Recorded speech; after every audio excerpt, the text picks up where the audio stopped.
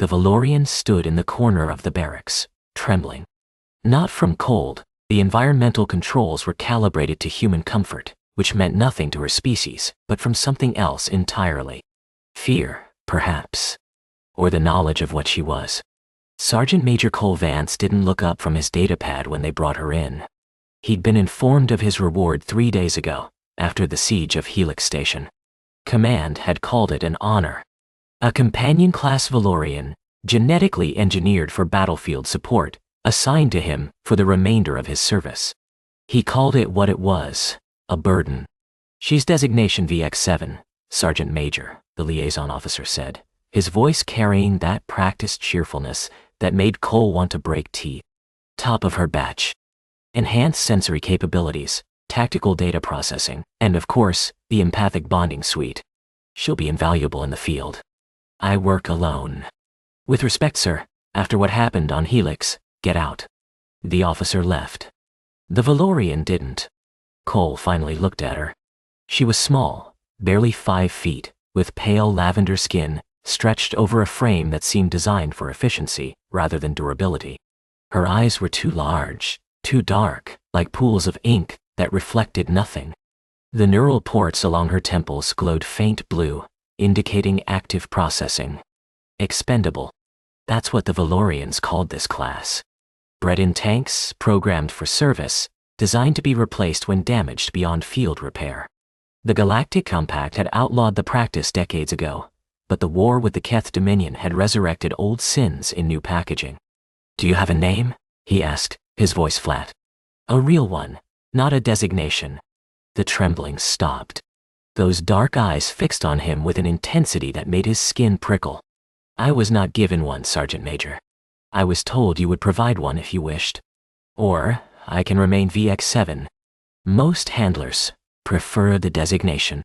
It makes replacements easier. Handler. The word sat wrong in his gut. How old are you? I was activated 14 months ago. My batch was accelerated for frontline deployment. 14 months. Cole had boots older than her. Boots that had walked through more blood than she'd ever seen. Boots that had carried him out of Helix when 23 of his soldiers hadn't walked out at all. Fine, he said, turning back to his datapad. Stay out of my way, don't touch my gear, and don't expect conversation. We'll get through this tour, and then you can go back to wherever they send you when this is over. A pause. Then quietly, there is no back, Sergeant Major. Companions do not return. We serve until we are expended, or until our handler requests termination of assignment. He didn't ask what termination of assignment meant. He already knew. Just stay out of my way, he repeated. She did. For the next 3 weeks, VX7 was a ghost. She slept in the corner of his quarters on a thin mat she'd procured from somewhere, ate when he wasn't looking, and maintained a perfect 3-meter distance at all times. During briefings, she stood in the back, silent, recording everything with those neural ports. During drills, she shadowed him without comment. The other soldiers noticed. Vance got himself a pet. Corporal Reyes muttered one evening in the mess hall, loud enough to be heard. Thought those things were supposed to be useful. Maybe she's defective, someone else laughed. Wouldn't be the first time they shipped us broken toys. VX7 was sitting at a table in the far corner, alone, her ration pack untouched. Cole watched her from across the room. She gave no indication she'd heard, but the neural ports flickered once, a brief surge of processing activity. She'd heard. She understood. And she was logging it, filing it away in whatever passed for her memory. Cole stood up, grabbed his tray, and walked over to her table. The mess hall went quiet. You haven't eaten, he said. Those dark eyes looked up at him. Companions require minimal caloric intake, Sergeant Major, daughter. I did not wish to consume resources unnecessarily. That's not what I asked. A pause. Something shifted behind those eyes, a calculation perhaps, or something closer to confusion. I do not understand the question. He sat down across from her. The silence in the mess hall was absolute now. Not if you need to. Not if you should. I asked if you have. She looked at the ration pack, then back at him. I have not. Then eat. That wasn't a suggestion. She picked up the ration pack with hands that didn't quite tremble. As she ate, Cole turned his attention to his own meal, ignoring the stares from the rest of the room. They didn't speak for the remainder of the meal. But when they left, she walked beside him for the first time instead of 3 meters behind. That night, as Cole lay awake staring at the ceiling, her voice emerged from the darkness. "Sergeant Major? What? Why did you sit with me?" He thought about the question. About the 23 names he carried like stones in his chest. About the way her trembling had stopped the moment he'd acknowledged she might be something other than a tool. "Because you're not a toy," he said. "And you're not a pet. And whatever they designed you to be, you're on my squad now. That means something." Silence. Then, so quietly he almost missed it. "No one has ever... I was not programmed to process this." "That's because it's not programming. It's called being treated like a person." "I am not a person, Sergeant Major. I am a companion. I am designed to go to sleep, VX7. A longer pause. "Yes, Sergeant Major." He thought she might say something else, but she didn't. Eventually, her breathing evened out into the slow rhythm of sleep. Cole lay awake for another hour, thinking about all the ways the universe had broken him, and wondering if maybe, just maybe, it had sent him something to fix instead. The first real mission came 6 weeks later. A Keth scouting force had been detected in the Meridian asteroid belt, and 3rd Platoon was tasked with eliminating them before they could report back on Allied positions. It was supposed to be simple: infiltrate, neutralize, extract. Cole had run similar ops 100 times. What made this one different was the shadow at his shoulder, who hadn't spoken more than 50 words since the mess hall incident, but who'd begun sleeping with her mat 3 inches closer to his bunk every night. "Fire Team Alpha, you're on point," Cole said during the briefing. "Bravo takes the engineering section. I'll handle the command deck with..." He paused. Everyone was looking at VX7. "With my companion." Someone snickered. Cole let his gaze find the source, Private Torres, and held it until the laughter died. "Any questions?" There were none. The insertion went smoothly. The Keth vessel was a light cruiser, understaffed and overconfident, and Alpha Team had cleared the lower decks before Cole and VX7 even reached the command level. "Contacts ahead," VX7 whispered. Her neural ports were pulsing rapidly, processing data from sensors Cole couldn't see. 4 Keth warriors, 2 officers. They are unaware of our presence. How do you know that? I can read their electromagnetic signatures. Stress hormones produce distinctive patterns. They are relaxed. Bored. A pause. One is sleeping. Cole stared at her. "You can tell when they're asleep?" "I can tell many things, Sergeant Major." Those dark eyes met his. "It is what I was designed for, right?" He checked his rifle. "Stay behind me. Do not engage unless I say, understood." They moved through the corridor in silence. Cole's boots made no sound on the deck plating. 20 years of practice, and VX7 moved like she was made of smoke. He'd seen skilled operators before, but she was something else. Every step placed with mathematical precision, every breath controlled. The door to the command deck was reinforced. Cole was reaching for the breaking charges when VX7's hand touched his arm. The contact was so unexpected that he nearly shot her. "There is a maintenance access point 17 meters aft," she said. "I can open it remotely. We can enter undetected." "How?" "My neural interface is compatible with Keth systems." It was one of my original design specifications. Cole processed that. A companion designed to infiltrate enemy vessels. To bond with human soldiers while simultaneously serving as a living skeleton key for hostile technology. "Show me." She led him to a panel in the wall that looked like every other panel. Her fingers traced patterns on the surface, and the ports at her temples flared bright blue. The panel slid open, revealing a narrow crawl space. "I will go first," she said. "The space is better suited to my dimensions." "Negative. I go first, Sergeant Major. If there are defenses," I said, "I go first." Those dark eyes searched his face. Whatever she found there made her step back. Cole squeezed into the crawl space. It was tight, far tighter than he'd expected. and by the time he emerged into the command deck, his shoulders were scraped raw. VX-7 followed seconds later, emerging without a mark. The Keth were still unaware.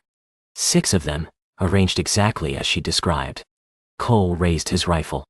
And then VX-7 said, "Wait." She moved before he could stop her. One moment she was beside him.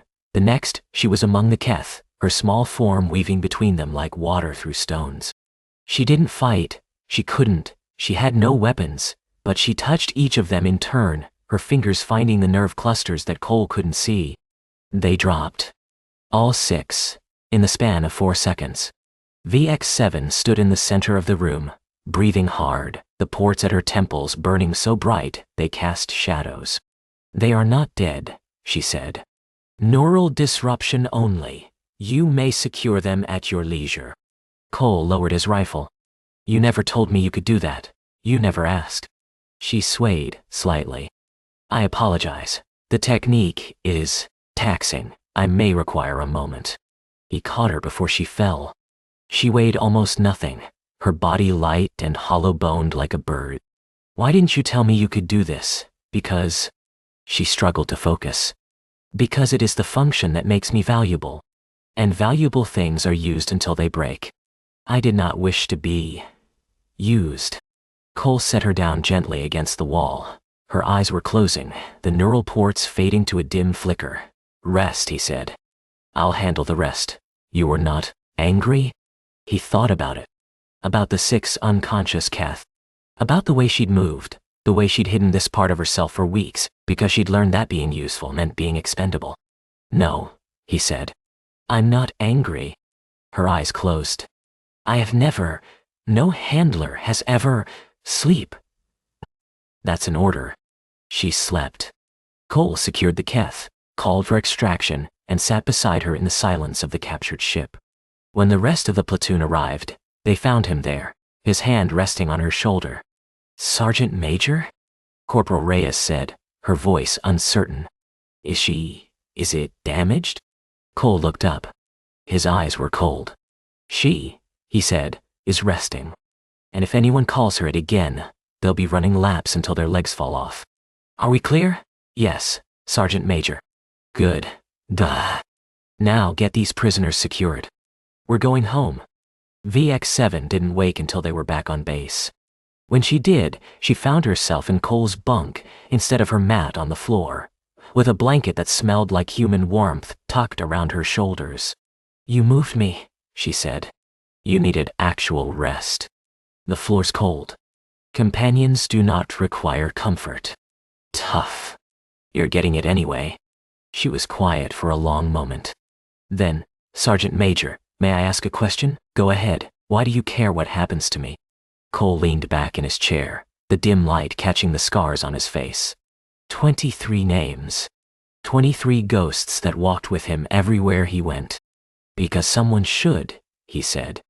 "Because you're the first thing in a long time that made me think, maybe I've still got something to protect, instead of something to avenge." She didn't respond. But when he woke up the next morning, her mat had been moved to the foot of his bunk, close enough to touch. 3 months. That's how long they had before everything fell apart. In those 3 months, VX-7 became something more than a shadow. She started eating without being ordered. She started speaking without being asked. She started doing something Cole hadn't seen from her before. She started asking questions. "Why do humans sleep so much?" she asked one night. "Because we're tired. I calculated your sleep requirements. You sleep more than necessary. Sometimes, sleep isn't about necessity. Sometimes it's about not wanting to be awake." She processed this. That seems inefficient. Welcome to humanity. She started sharing things too. Small things. The way her batchmates had been assigned to other handlers, scattered across the fleet. The fact that she'd been rejected by 2 previous soldiers before being assigned to Cole, one who'd requested a more attractive model, and one who'd simply refused to acknowledge her existence until she'd been reassigned. "He said I made him uncomfortable," she admitted. "My eyes. He did not like them. What's wrong with your eyes? They are too large. Too dark." Several humans have commented that they are unsettling. Cole looked at her, really looked, for perhaps the first time. Those ink-dark eyes, too big for her face, reflecting nothing but somehow seeing everything. "I think they're fine," he said. "Makes you look like you're paying attention." Something happened to her face. Cole realized after a moment that she was trying to smile. "I am always paying attention, Sergeant Major." "Cole, what? My name? When we're not on duty, you can use my name." The smile, awkward, unpracticed, but real, widened slightly. "Cole, and you need a name too." "I've been thinking about it. Can't keep calling you a designation." Her eyes went wide. "A name? Everyone needs a name." "However," he thought. "Vera. It means truth." Seemed appropriate, considering you've got that whole lie detector thing going on. "Vera," she repeated, testing the word. I am Vera, if you want to be." "I want to be." Her voice was barely a whisper. "I very much want to be." That night, for the first time, she slept without the low-level anxiety that Cole had learned to read in the flicker of her neural ports. She slept like something that felt safe. The mission that changed everything was designated Operation Blackthorn. Intelligence had located a Keth breeding facility on a moon in the outer reaches, a place where the enemy grew their soldiers in tanks, not unlike the ones that had created Vera. Command wanted it destroyed. Cole's platoon was part of the strike force. "It's going to be ugly," Cole warned during the briefing. "Heavy resistance, entrenched positions, and civilian-adjacent targets. We're looking at collateral damage no matter how clean we try to make this." "Civilian?"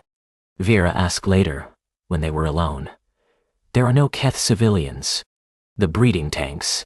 The ones that haven't matured yet." Her ports flickered. "You consider them alive. I consider them potential people who never asked to be born into a war." He looked at her. "Just like you." The assault began at 400 local time. The strike force hit the facility from 3 directions, and for the first 2 hours, everything went according to plan. Cole's team secured the western perimeter, eliminated the defense grid, and began moving toward the primary target, the central breeding chamber. That's when the Keth sprung their trap. They'd been waiting. Hidden in the substructure, cloaked from sensors, they emerged in overwhelming numbers. Cole's team was pinned down in a corridor with no cover and no way out. "Fall back," Cole ordered. "Everyone fall." The explosion threw him into the wall. His ears rang. Through the smoke, he saw shapes moving, Keth warriors, advancing with weapons raised. And then, Vera was there. She moved like she had on the cruiser, but faster. Harder. Her ports were blazing so bright, they left afterimages, and everywhere she touched, Keth fell. But she wasn't just disabling them this time. She was putting herself between them and Cole. "Vera, get back!" She didn't listen. A Keth blade caught her across the shoulder, and she stumbled but didn't stop. Another shot grazed her side and she kept moving. "I will not let them take you," she said, and her voice was different now. Not the quiet, uncertain tone he'd come to know. Something else. Something fierce. "I will not, Vera, you gave me a name." She dropped another Keth. "You gave me a blanket. You gave me food and warmth, and something I was not designed to process. I will not let them take that away." She fell. Cole caught her before she hit the ground, his arms wrapping around her small body as Keth warriors closed in around them. His rifle was empty. His team was scattered. There was no way out. "It's okay," Vera whispered. Her ports were fading, the blue light guttering like a dying candle. "This is what I was designed for. To be expended. To protect you until I cannot protect anymore." "Shut up." "Cole," I said, "shut up." He pulled her closer, his body shielding hers. "You're not expending anything. We're getting out of this. There is no way. There's always a way. Gunfire. Not Keth weapons, human ones." Corporal Reyes emerged from the smoke, leading what remained of the platoon in a desperate counterattack. The Keth line wavered, broke, collapsed. Cole didn't move. He held Vera in his arms as the battle raged around them, his hand pressed against the wound in her side, her blood, violet, he noticed, a color he'd never seen before, seeping between his fingers. "Stay with me," he said. "That's an order. I am trying." Her eyes were closing. Cole, I need to tell you something. Tell me later. There may not be later. I promise. She smiled. That awkward, unpracticed smile that had become the most valuable thing in his universe. I will hold you to that. Cole, dies. She lost consciousness. Cole held her through the extraction, through the medical shuttle, through the frantic hours in surgery. He held her hand when she woke up, disoriented and confused, her ports flickering weakly. I'm here, he said. I told you there was always a way. And Vera, who had been designed to be expendable, who had been taught that her only value was her usefulness, started to cry. Recovery was slow. Vera's physiology was different enough from human that the medical staff had to improvise. The wound in her side had damaged neural pathways that controlled her enhanced abilities, and for weeks, she could barely stand without assistance. Cole stayed. Command offered him leave. He refused. They offered him a transfer to a safer posting. He refused that too. When they suggested that perhaps it was time to requisition a replacement companion, one that wasn't damaged, Cole said things that nearly got him court-martialed. You are jeopardizing your career, Vera said from her hospital bed. Her voice was weak, but her eyes, those two large, too dark eyes that someone had once called unsettling, were fixed on him with an intensity that made his chest tight. Don't care, Cole, I said. I don't care. He adjusted her blanket, the same one he'd given her months ago. You're part of my squad. You don't leave someone behind because they got hurt protecting you. That is not how it works. With companions. We are replaced when we become. You're not a companion anymore. She went very still. What? I filed the paperwork yesterday. Pulled every favor I had. Called in every debt. As of 600 this morning, you're no longer designated as expendable equipment. He pulled out a datapad, handed it to her. You're a provisional citizen of the Alliance. Pending full review, but it's a start. Vera stared at the datapad.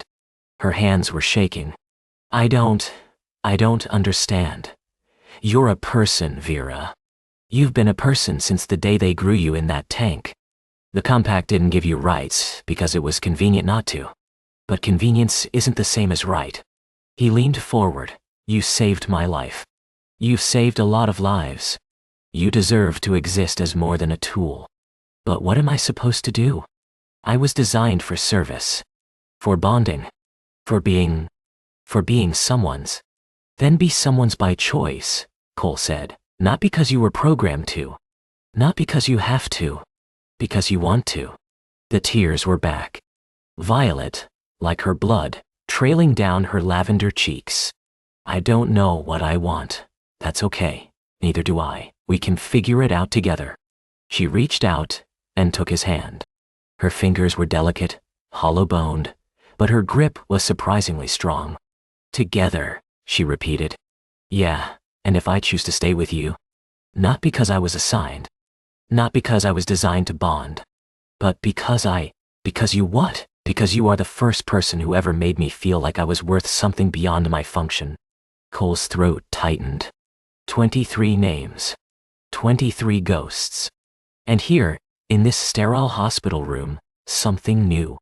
Something alive. Then you stay, he said. For as long as you want. The war didn't end with Vera's recovery. Wars never end that cleanly. But something changed. Cole's platoon became known for something unusual. They didn't lose people. In an army where casualties were expected, where soldiers were statistics and companions were equipment, 3rd Platoon developed a reputation for bringing everyone home. Part of it was Cole's leadership.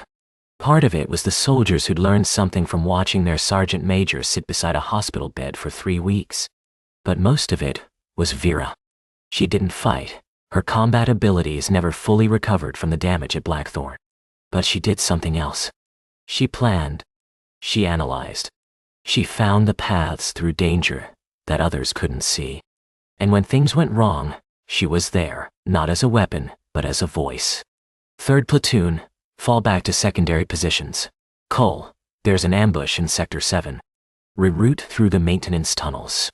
Corporal Reyes, your left flank is exposed. Adjust formation. She became the heart of the unit. The one who noticed when someone was struggling. The one who remembered birthdays and homeworld customs, and the names of people's children. The one who made sure no one felt expendable, because she knew better than anyone what that felt like. And Cole learned to sleep again. Not the restless unconsciousness of a man running from his ghosts, but actual rest. The kind that came from knowing someone was watching over him, not because they were programmed to, but because they chose to. Their last mission together came 2 years later. The Keth had sued for peace. The war was over, or at least this chapter of it. Cole's platoon was assigned to escort duty, bringing the Keth delegation to sign the formal treaty. It should have been ceremonial. Safe. A chance to wear dress uniforms and pretend that the years of blood had been worth something. But someone hadn't gotten the message. The attack came from within, human extremists who believed the Keth didn't deserve peace. They struck during the signing ceremony, explosives and gunfire turning the hall into chaos. Cole was across the room from Vera when it started. He fought his way toward her, cutting through the chaos, his old instincts taking over. But the extremists had numbers and surprise, and by the time he reached her, she was surrounded. "Cole!" Her voice cut through the noise. "Get the delegation out. I'll hold them. Not happening. Cole, please." She was standing in the center of the room, her ports blazing, her small form impossibly still in the midst of violence. "You taught me what it meant to protect something. Let me protect this. Let me protect them. Vera, I am not expendable." Her voice was firm. "Certain. I know that now. But I am also not afraid. Not anymore. Because you showed me what I could be." She did something with her neural interface, something Cole couldn't follow. The extremists' weapons went dead. Their communications cut out. The lights flickered and died, leaving only the glow of her ports to illuminate the hall. "Go," she said. "I'll find you after." He went. Not because he wanted to, but because he trusted her. Trusted that she knew what she was doing. Trusted that she would come back. The evacuation took 17 minutes. The cleanup took another hour. And when Cole finally made it back to the hall, Vera was sitting in the center of the room, surrounded by unconscious extremists, her ports fading to their normal dim glow. "You came back," she said. "I told you." He crossed the room, knelt beside her. "You're part of my squad. I don't leave people behind. I am not." She stopped. Smiled. "I am not your squad mate, Cole. Not anymore." "Then what are you?" She reached up, touched his face with trembling fingers. "I am yours," she said, "by choice. For as long as you will have me." Cole pulled her into his arms. Around them, the chaos of the aftermath continued. Soldiers securing prisoners, medics treating the wounded, diplomats resuming the work of peace. But in that moment, there was only the two of them. "I'll have you for as long as you'll stay," he said. "Then, I will stay forever." It was, Cole realized, the first promise she'd ever made by choice. The first bond she'd formed, not because she was designed to, but because she wanted to. And it was worth more than all the victories, all the wars, all the names he carried in his heart. Because Vera, who had been designed to be expendable, who had been told her only value was her usefulness, was precious. Had always been precious. And he would spend the rest of his life making sure she knew it. They walked out of the hall together, into a universe that was finally, tentatively, at peace. And neither of them ever looked back.